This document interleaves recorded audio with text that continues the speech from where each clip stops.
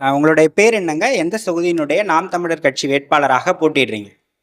என்னுடைய பெயர் இரா சுரேஷ்குமார். நான் சேலம் மாவட்டத்தில் மேற்கு தொகுதியில் நாம் தமிழர் சார்பாக நான் வேட்பாளராக இருக்கேங்க. ஓகே. என்ன படிச்சிருக்கீங்க சார்? நான் எம்இ முடிச்சிருக்கேங்க, எம்பிஏ படிச்சிருக்கேங்க, எம்எஸ்டபிள்யூ முடிச்சிருக்கேங்க.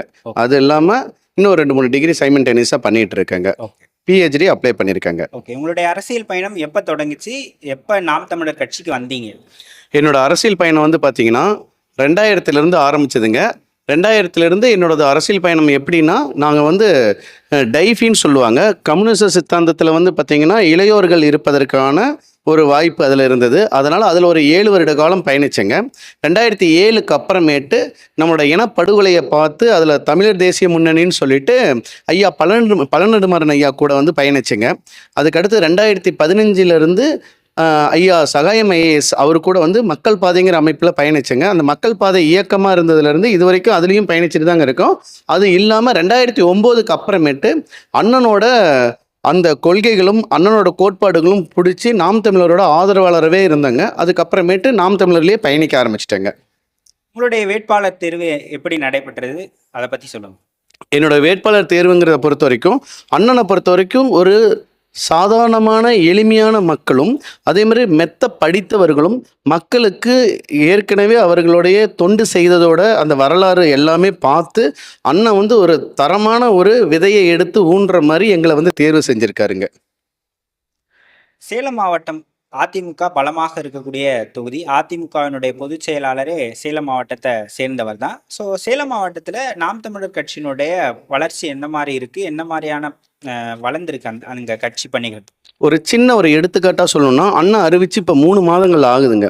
இந்த 3 மாத காலகட்டத்துக்குள்ளாரையே செவிலியர் போராட்டம், அதே மாதிரி பேருந்துகளில் இருக்கிற அந்த தமிழ்நாடுங்கிற அந்த ஸ்டிக்கர் நம்ம போய் இது பண்ணதாகட்டும், அதே மாதிரி டோல்கேட்டில் பார்த்திங்கன்னா அங்கே இருக்கிற உழைப்பாளர்களோட அந்த போராட்டமாகட்டும், இது இல்லாமல் ஆசிரியர்கள் போராட்டமாகட்டும், சாயப்பட்டறையோட போராட்டமாகட்டும், இது இல்லாமல் முட்டை விலை ஏற்றி அடைந்துட்டு அதை கைது பண்ண விவசாயிகள் போராட்டமாகட்டும், இது மாதிரி ஒரு 6 to 7 போராட்டங்கள் இந்த 3 மாத காலத்துக்குள்ளாரையே முன்னெடுத்திருக்குங்க. இது இல்லாமல் மக்கள் பணியில் ஏரிகள் தூர்வாடுறதுலேருந்து, அதே மாதிரி விவசாய நிலங்கள் பாதுகாக்கிறதுலேருந்து, அண்ணா இப்போ 8 வழிச்சாலைக்கு எப்படி போராடி இப்போ வெற்றி பெற்று கொடுத்தாரோ அது மாதிரி இப்போ இருக்கிற பிரச்சனைகள் அத்தனையுமே கையில் எடுத்து நாங்கள் போராடி மக்களோட மக்களாக நிற்கிறோங்கிறத மக்களுக்கு உணர்த்திட்டு இருக்கோம். இந்த 3 மாத காலமாக நாங்கள் மக்களோடையே நேரடியாக சென்று அவங்களோட குறைகள், அவங்களோட இடத்துல என்னென்ன குறைகள் இருக்குது, இந்த 70 வருட காலமாக தீர்த்து வைக்காத குறைகள் எவ்வளோ இருக்குது அப்படிங்கிறத விஷயங்கள் எல்லாத்தையுமே நோட் பண்ணி அதுக்குண்டான தீர்வு காண்ற அளவுக்கு நான் டேட்டாபேஸ் ரெடி பண்ணிட்டு இருக்கேங்க. நாம் திருப்பி மேற்குக்கு ஒரு முறை நாம் தமிழர் சார்பாக நான் வேட்பாளராக நாங்கள் வெற்றி பெற்று வந்துட்டோம் அப்படின்னா சொல்லுவாங்களேங்க, ஆயுசுக்குமே இவங்களை மாற்றவே முடியாது அப்படிங்கிற அளவுக்கு நம்ம பண்ணி கொடுக்கறதுக்கு உண்டான திட்டங்கள் நம்மகிட்ட இருக்குங்க. இப்போ நீங்கள் கட்சியில் என்ன பொறுப்பில் இருக்கீங்க? நான் மாநில இளைஞர் பாசறையில் இருக்கேங்க. இளைஞர் பாசறையில் இருக்கு. ஓகே. இப்போ சேலம் மாவட்டம் எடுத்துக்கிட்டிங்கன்னா அதிமுக ஃபஸ்ட்டு பெரிய பலமாக இருக்கிறது. அதுக்கப்புறம் திமுக இருக்குது, அப்புறம் நீங்கள் இருக்கீங்க, அப்புறம் தாவைக்கா 4 முனை போட்டியாக இருக்குது. அது இல்லாமல் நிறைய சுழற்சிகளும் சுழற்சியாக நிற்கக்கூடியவங்களை நிற்பாங்க. இவங்களெல்லாம் தாண்டி ஏன் மக்கள் உங்களுக்கு வாக்களிக்கணும்? அதுக்கான காரணங்களை அடுக்குங்க. கண்டிப்பாக. ஏன்னா மக்களை பொறுத்த வரைக்குங்க எல்லாருமே நினச்சிட்டு இருக்காங்க, மக்கள் பார்த்திங்கன்னா கடைசி நேரத்தில் பணத்தை வாங்கிக்கிட்டு நம்ம பணத்து பின்னாடி அவங்க ஓட்டு செலுத்திடுறாங்க.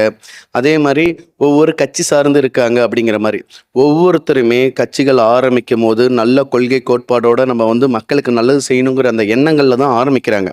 சூழ்நிலைகள் அவங்க ஒரு வசதி வாய்ப்பை தேடி போகுது, அவங்களுக்கு கீழே இருக்கிற கட்டமைப்பு சரியில்லாமல் இருக்குது, அவங்களுக்குன்னு ஒரு சித்தாந்தமும் நல்ல தலைவரும் ஒரு நல்ல ஒரு வழிநடத்தலும் இல்லாத காரணத்தினால லஞ்சம் ஊழல் தலைச்சோங்கி நிற்குதுங்க. இந்த அழிக்காம எந்த கட்சிகளாலையுமே இடம் பிடிக்க முடியாது. ஆனால் அந்த இடத்துல நாம் தமிழர் கட்சியை பொறுத்த வரைக்கும் தனித்து நிற்கிறோம். லஞ்சம் ஊழல் துளி கூட இல்லாமல் அப்படியே குழந்தைங்களுக்கு எப்படி நம்ம தாய்ப்பால் கொடுக்குறோமோ அந்த அளவுக்கு ஒரு தூய்மையான ஆட்சியை கொடுக்கறதுக்கு நம்மளோட நாம் தமிழர் கட்சியில் இருக்கிற உறவுகள் அத்தனை பேருமே காத்துட்ருக்கோம். ஒரு முறை அண்ணா சொல்கிற மாதிரி இந்த நாடு நம்ம கையில் சிக்கிச்சு அப்படின்னா அடுத்த 500-1000 வருஷத்துக்கு நம்மளை தாண்டி வேற யாரு கையிலுமே இந்த ஆட்சி போகாத அளவுக்கு அவ்வளோ விஷயம் மக்களுக்கு செஞ்சு கொடுக்கறதுக்கு நாங்கள் தயாராக இருக்கிறோம். ஒரு தொகுதியினுடைய இப்போ எப்படி எப்படி சொல்றதுன்னா, பணம் தான் ஒரு பெரிய ஃபேக்டரா இருக்கு இல்லையா? நிறைய செலவு பண்ண வேண்டியதாக இருக்கு. தேர்தல் அப்படின்னு வந்துட்டாலே, நீங்க வாக்குக்கு பணம் கொடுக்காத ஒரு கட்சியாக இருக்கிறீங்க. அதில் அந்த வகையில் ஏதாவது சவால்கள் இருக்கா உங்களுக்கு இந்த தொகுதியில? கண்டிப்பாங்க. ஏன்னா, இப்ப இங்க இருக்கிற நம்மளோட தொகுதியிலன்னு சார்ந்து இல்லாம, அதே மாரி நம்ம தமிழ்நாடு முழுவதுமே இருக்க நாம் தமிழர் உறவுகள் அதிகப்படியாக பார்த்தீங்கன்னா, தினக்கூலியாக இருக்கிறாங்க. அவங்கள வந்து வருமானத்துக்கு ரொம்ப கஷ்டப்படுறவங்களா இருக்காங்க. இவங்க எல்லாருமே வந்து பார்த்தீங்கன்னா, அடித்தட்டு மக்களாகவும் அதான் சொல்லுவாங்க. Low class, lower middle class, middle class, upper middle class இந்த கேட்டகரியில இருக்காங்க. அப்பர்ல இருக்கவங்க, இதுல இருக்கவங்க எல்லாமே பணத்த சேர்த்து அவங்க வந்து செட்டில் ஆவறதுக்கு உண்டான கட்சிகள் சார்ந்து இருக்காங்க. ஆனா மக்களோட உரிமைக்காகவும், மக்களுக்காகவும் கூடயே நிக்கணும் அப்படிங்கிற அந்த ஒரே நோக்கத்தாக நம்ம கீழ் மட்டத்துல இருக்கிற மக்களும் பயணிச்சிட்டு இருக்க ஒரே கட்சியா வந்து பார்த்தீங்கன்னா, நாம் தமிழர் கட்சி மட்டும் தாங்க இருக்கு. இதுல வந்து மக்கள் எல்லாமே கவனிக்கிறாங்க. பணத்த இன்னொருத்தர் குடுக்குறாங்க, வாங்குறாங்க, இது பண்ணாலும் நம்ம நாம் தமிழர் கட்சிக்கு நம்மளோட வாக்க செலுத்தி நம்ம கொண்டு வரணும் அப்படிங்கிற மாரி இருக்காங்க. நாம அது இல்லாம தொகுதி வாரியா இருக்கிற பிரச்சனைகள கையில எடுத்து, அவங்களுக்கு அந்த பிரச்சனைய எப்படி சால்வ் பண்றதுங்கிற அந்த தீர்வ வந்து கையில வச்சிருக்க ஒரே கட்சி நாம் தமிழர் கட்சி தாங்க. நான் என்னோட தொகுதிய சார்ந்து இப்ப எனக்கு என்னென்ன பிரச்சனைகள் இருக்கோ, அவ்வளோ பிரச்சனைகள கையில எடுத்து வச்சிருக்கோம். அந்த பிரச்சனைகளுக்கு எப்படி தீர்வு காணலாம் அப்படிங்கிற ஒரு பெரிய தந்திரத்தையும் நாங்க தாங்க கையில வச்சிருக்கோம். அதே மாரி இந்த ஒரு விஷயத்த நான் இந்த இடத்துல பதிவு பண்ணிக்க விரும்புறேன். ஏன்னா, இது எந்த கேண்டிடேட்டும் அறிவிச்சாங்களா இல்லையான்னு தெரியல. ஆனா நான் முதல் முறையா அறிவிக்கிறேன். எங்க சேலம் மேற்கு மாவட்டத்துல இருக்கிற அத்தனை வீடுங்கள்ல ஒரு ரேஷன் கார்டுக்கு ரூ. 1,70,000 வரைக்குமே தமிழக அரசு வந்து பார்த்தீங்கன்னா, ஒட்டுமொத்த அந்த 9,50,000 கோடி கடன்ல இவங்க வந்து இவ்வளோ கடன் வாங்கி வச்சிருக்காங்க. என்னோட கணக்குப்படி பார்த்தீங்கன்னா, 70,000 ரேஷன் கார்டு இருக்குங்க. அந்த 70,000 ரேஷன் கார்டுக்கு உண்டான கடனையும் அடைக்கிறதுக்கு உண்டான ஒரே வழி எங்க நாம் தமிழர் கட்சி சார்பா என்னை நியமிச்சிருக்காங்க. நான் அதுக்கு உண்டான சொல்யூஷன் வச்சிருக்கேன். அங்க என்ன தொழில்கள் எல்லாமே பண்ணிட்டு இருக்காங்க. அந்த தொழில்களை எப்படி உயர்த்தி எப்படி அடுத்த ஸ்டேஜுக்கு கொண்டு வந்தா அந்த கடன் எல்லாத்தையும் தள்ளுபடி பண்ண வைக்க முடியும். அதே மாதிரி மக்களுக்கு தேவையான அத்தனை வீட்டிலையுமே வந்து பார்த்தீங்கன்னா, மின்சாரம் எப்படி ஒவ்வொருத்தருக்குமே இலவசமா குடுக்க முடியும். மானியத்தில எப்படி அந்த பொருள வாங்கி அவங்களுக்கு மக்களோட சேர்க்க முடியும்.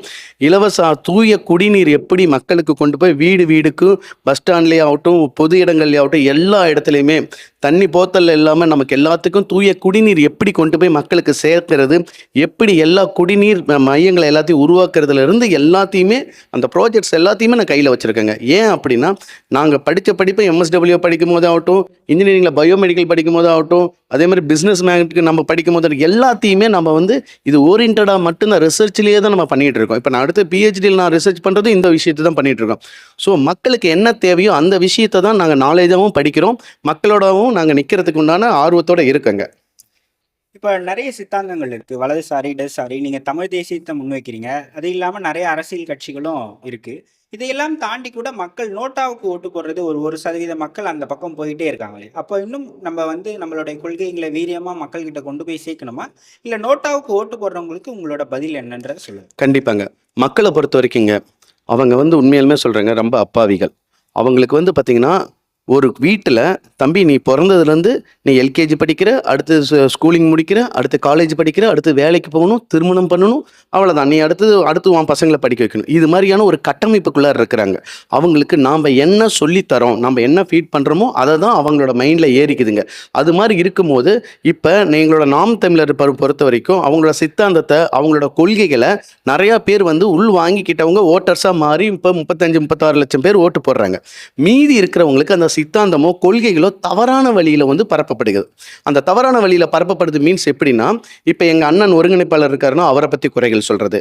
இப்போ கீழே நாங்களாம் வேலை செஞ்சுட்டு இருக்கோம் அப்படின்னா இவங்களுக்கு வேலை வெட்டியே இல்லை, இவங்களால சம்பாதிக்க முடியல, இவங்களால இவங்க குடும்பத்தையே பார்த்துக்க முடியல, ஆனால் எப்படி இவங்க மக்களுக்கு செய்வாங்க அப்படின்னு அவங்க யோசிக்கிறாங்க. ஆனால் உள்ளார்ந்து யோசிச்சா தெரியும், நாங்கள் குடும்பத்தையும் விட்டுட்டு இந்த நாட்டையும் நாட்டு மக்களையும் இந்த மண்ணையும் நேசிக்கிறனால தான் வெளியே வந்துட்டு நாங்கள் இவ்வளோ களப்பணிகள் பண்ணிட்டு இருக்கோம்.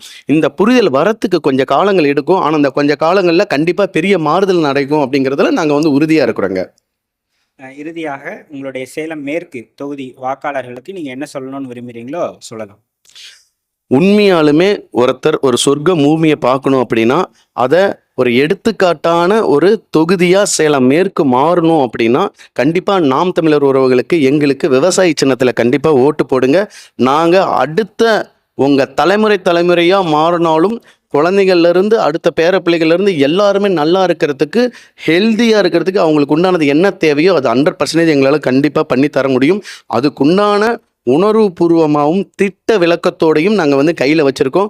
வாய் வார்த்தைகளில் வெற்றா சொல்கிற ஆட்கள் நாங்கள் கிடையாது. டாக்குமெண்டடோட நான் வச்சுருக்கேன். கண்டிப்பாக அத்தனை பேர்த்தோட தலையில் இருக்கிற கடன்களையுமே தீர்க்கப்படும். அதே மாதிரி அவங்களுக்கு உண்டான ஏரியாவில் இருக்கிற என்னென்ன தொழில் வளமோ தற்சார்பு முறை தொழில் வளமோ எல்லாத்தையுமே நாங்கள் வந்து நிவர்த்தி செய்யப்படும். வீட்டில் அத்தனை பேர்த்துக்குமே வேலை வாய்ப்பை உறுதிப்படுத்தி அவங்களோட வறுமை நிலையிலேருந்து அடுத்த நிலைமைக்கு வரத்துக்கு உண்டான வேலைகளை அத்தனையுமே நாங்கள் பண்ணி தரத்துக்கு தயாராக இருக்கோம். இது நாங்கள் கொடுக்குற கண்டிப்பாக ஒரு வாக்குறுதியாகவே நீங்கள் எடுத்துக்கலாம். எங்களை வெற்றி பெற வச்சு நீங்கள் வந்து சட்டமன்றத்துக்குள்ளே அனுப்புனீங்க அப்படின்னா உங்களோட குரலாக நாங்கள் கண்டிப்பாக இருப்போம். நாம் தமிழர். நன்றி. உங்களுடைய பயணத்துக்கு என்னுடைய அன்பும் நன்றியும். தேங்க்யூ. நன்றிங்க. நன்றி.